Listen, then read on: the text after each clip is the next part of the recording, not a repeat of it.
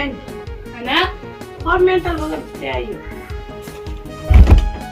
شفتي؟ السلام عليكم أهل الثاني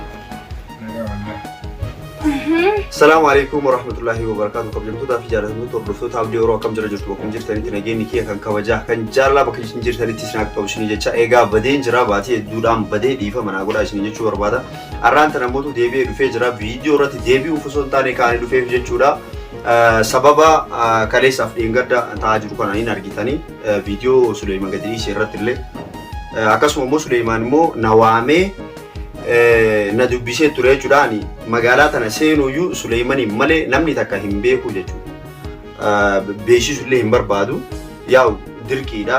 Dirqii na beeksisaa jechuudha. Hordoftootaa fi kabajamtoota kiyya ani ni beektan rakkoo gurguddaa keessa ture. Rakkoo sana keessa akka itti bahillee yookaan immoo akka itti jirullee anaa fi rabbii kiyyaatu beekaa jechuudha. Kana waan ta'eef arraan tana mootu silaa rakkoo ta'e naachisi hin qabdu taambatu taani tarta. Ammallee sababa ho'iitiif Suleyman naadawwalee na waamee jiru. Akkuma ana seenini waan akkanaatu jira kootumeenaa jedhee na dubbise waa'ee urjii san jechuudha fira isaaniiti. Sababa saniin ani immoo mucayyoo hin beeka. Dhugaa dubbatuudhaaf hin beeka. Garuu akka isin itti yaaddaniitiin yookaan abdiin harka keessaa qabaa yookaan abdiin gurguratu hin oolu binaamna isin jettan san akkasii miti. Ani siin beeka, ada isiillee beeka. Garuu akka inni jedhu sanitti himi kan beeku akka biraatitti. Kana waan ta'eef waan kana hundayyuu mootu haati urjiillee naadawwaltee jirti. Naadawwalanii keessaan haasoyinee wanna hunda xumurreera. Erga xumurree booda mootu kun harmaayyuu isaan wajjin haasoyinee isatti illee himee mana kanatti nu waamanii mana kana dhufnee jechuudha. Kanarratti mootu yaada isaan illee ni qabanii. Suleyman illee waan dubbatu qaba. Nuti irra dubbannee jirra jechuudha. Urjiillee isinii waamna. Nuun jedhan hatta gayaanee jechuudha.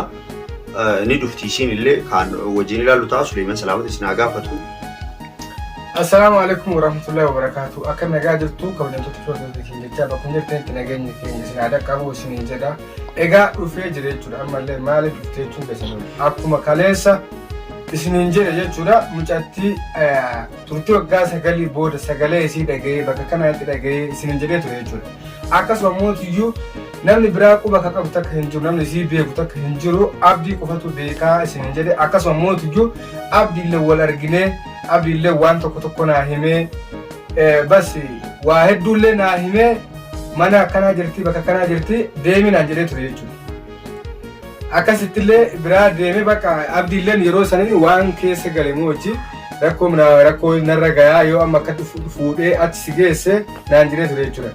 Wanti kun heega akkana ta'e fakkeenyaaf namni kun heega guddifatee yookaan fedhaanuu haa ta'u yookaan giddiinuu haa ta'u heega guddifatee namni kun mootiyyuu waan turtii dheeraa wajjin turteef akka laayyootti nama kana kennuu hin danda'u. Namni kun mootiyyuu ana na beekanii biraa nyaataa ture. Bira galaa ture yoo amma akkatti na argani yookaan rakkoo biraan irraan geessuu danda'ani. Maaliif jennaan isaa warra as keessa ture. Eeyyoo maaliif asitti mootummaan beekta waan amma durallee warra as keessa ture warra waraqaa eenyummaallee qabu mootiyyuu si namallee ibsuu danda'a waan ta'eef na didee ture jechuudha yeroo sana. Akkasuma mootiyyuu anillee hubadhee fi yeroo sanitti ana mootiyyuu foon kiyya waan ta'eef waan gurgurtaa kallee hin qabu. Saniif baktoonni naawwa sarfisan deemee osoo aan achi hin gahin mootiyyuu rabbi naa laaffisuuf dhugaatii iyyatanaayyu rabbi ol naa baasu. Ani isaan dubbisee akkana jira jennaan miidiyaa irratti ol nan baasinaa jedhanii kun isaan illee ragaadhaaf viidiyoo kana qabannee dhiyaataa irra jechuudha. Isaan naa dawwalanii keessan bas rakkoo hin qabu waan akkanaatu jira maal jettan jennaan miidiyaa irratti na baasurra qaamumaa wal argina. Mana akkanaa jedhanii mana kana naa warsafanii mana kanatti haadha urjiitii dhufee jechuudha isa qabadhe. Egaa akkasitti jechuudha.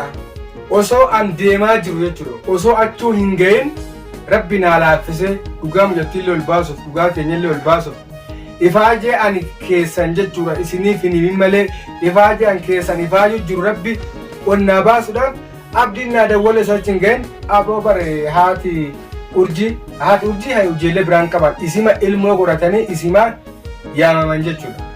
Haati urjii naa dawwalanii jiranii fi viidiyoo teenya san arganii mucaa fidiiti. Rakkoo hin qabuuti mucaa wal achumanirraa amansiisiti mucaa fidii jedhanii turan jechuudha.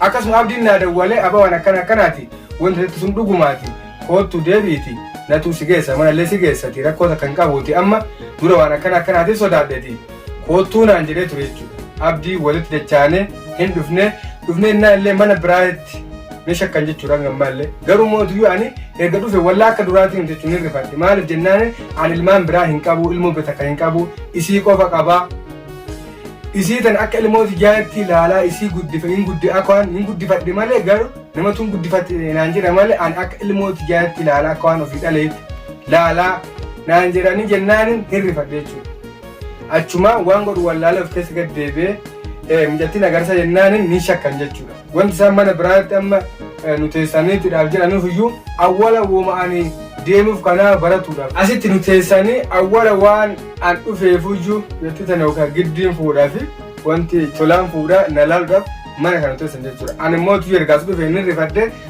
waan dhufeef san guutuu na keessa badde amma ani inni guddaan ani isaanirraa barbaadullee mijattiin agarsanii mijattiinuu yookaan an beektu wanna barsiisanii jettiyyuu baradhe isaan biraayyuu ta'etti yookaan immoo na wajjinuu deemti.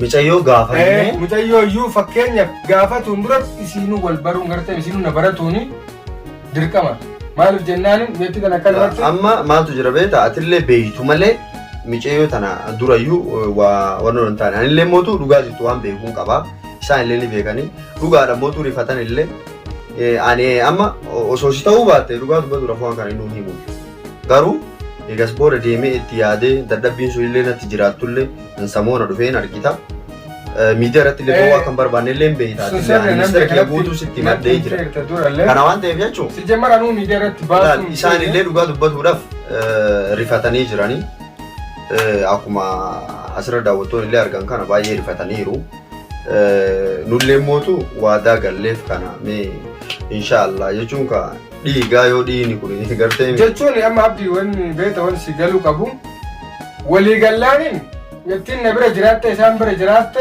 garaagamta kan qabu walii gallee mee amma okkana haa inni akkasiima walii gallee jennaaniin na bira jiraatte isaan bira jiraatte garaagamta kan qabu firaasumaayyuu teettee yoo duraanillee warra waan dubbisan jirre warra dubbiste bakka akkanaa jira an haadha lammataa qaba haadha akka haadhaa oleetitti naataatti qaba kana bira jiraatu jira isaan kana amata hanganaa bira jiraadde amma mootiyyuu nama yaadu wani waa akkanaa gochuun danda'u harka isaanii darbee yoo jedhe natti rifatanii rifannoon isaanii booda waan godhuu danda'aniiti mee isin akkam jettan jetteen warraayyuu dubbistee achirratti immoo warri waan jiran irratti walii galuu danda'u. Aanallee amma kanarratti yaadni sii kennuu fedhu maali beektani haati urjii amma asirratti urjiidha.